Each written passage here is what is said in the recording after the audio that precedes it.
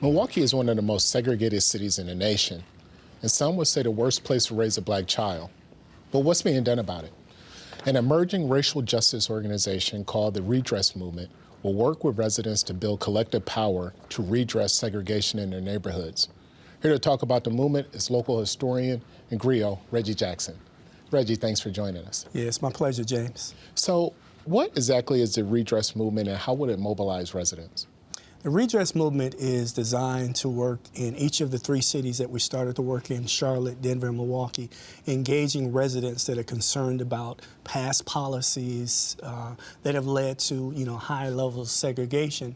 And we hear about the problem all the time, so we really want to engage community members in solutions that can really redress the damage caused by segregation policies and practices, whether those were practices from many years ago or current, ramifications of things that keep Milwaukee one of the most segregated communities in the country.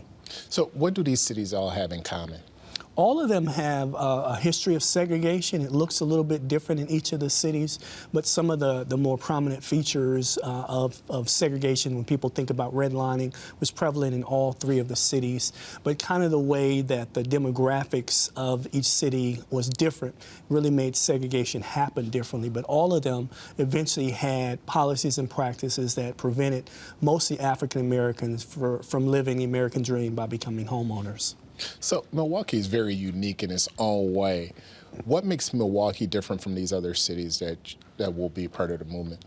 Well, the biggest difference in Milwaukee is kind of the demographics of the metropolitan area. Looks quite a bit different here than it does in the other cities. We actually have the whitest suburbs of any of the most highly segregated communities in the country. So when you're looking at segregation policies and practices that played out over the course of time, it kept blacks out of the suburbs.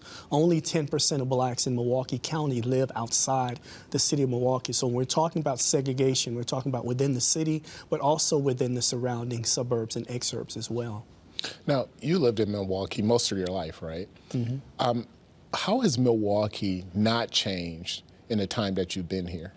Well, Milwaukee hasn't changed in terms of residential segregation patterns. It's been the same. It's been near the top of the list in most segregated metropolitan areas for decades. There's been, articles written for many, many decades about a lack of black people in our suburban communities. And so that's something that, as I talk to people about it, and they say, well, what's the solution to it? It's really hard to change the attitudes, the mindsets of people in the suburban communities that have made those places so unwelcoming for black people. So walk me through how this will work. Like, how do you mobilize residents who have been here and probably get tired of hearing the same old all the time? What makes this so different? So what we started with was to engage in some conversations with people that are interested in learning about what redress could possibly accomplish in Milwaukee. So we reached out to people in the black community, the Latinx community, and then some folks in the suburban communities, white people mostly in the suburban communities, and said, listen, these are some of the things we want to begin to bring people together to have conversations about, and then ultimately what that leads to are what we're doing now, which are what we call Redress Roundtables, bringing people and organizations together that are talking about some of these topics. Some organizations that do work related to housing on a normal basis, bringing people into those spaces, getting familiar with people and organizations that are doing this work and saying, okay, we're going to eventually set up committees from each of those communities that will work collaboratively to begin to foster changes in policies and practices, bring pressure on organizations that have, completed the process of creating segregated spaces, but also organizations that are working to keep Milwaukee segregated, working with those organizations saying, listen, you kind of broke it, it's your responsibility to fix it.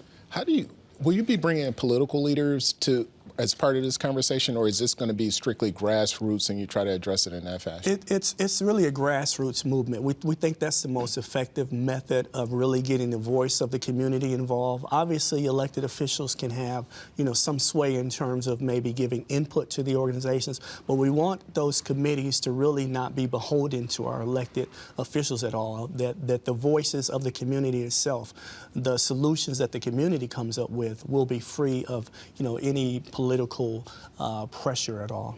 Now, you've remained optimistic. Why is your optimistic so high still? Well, I always tell people that I'm optimistic as long as people are doing the work. When people give up and stop trying to make changes happen, that's when I kind of figure like, well, it's not worth it. But I know that I've worked with a lot of people here over the last 7 years or so as I've talked about segregation in Milwaukee, and there are a lot of things that are being done to work on the problem. It's being done very quietly. People don't know that these things are happening. So I think Redress will bring many of those things out into the open that people weren't aware that were happening. How can someone find out about the organization and get involved? What do they have to do? Well, you can go to our website, redressmovement.org. You can find us on social media. We're on Facebook, we're on LinkedIn, we're on Instagram. So we're very easy to find, and you can contact, some of the local people in Milwaukee. Dynasty Caesar is our local senior field organizer, doing the work on the kind of grassroots level. They can also contact me. I'm a member of the research team, so I kind of do, my work is kind of national in scope, but a lot of it is focused on Milwaukee. We're very easy to find, and we're hoping that people come and join the movement and want to help out. Well, Reggie, thanks a lot, and thanks for remaining in the fight. I appreciate it. Thank you. Yeah, you're welcome. Thanks for the opportunity, James.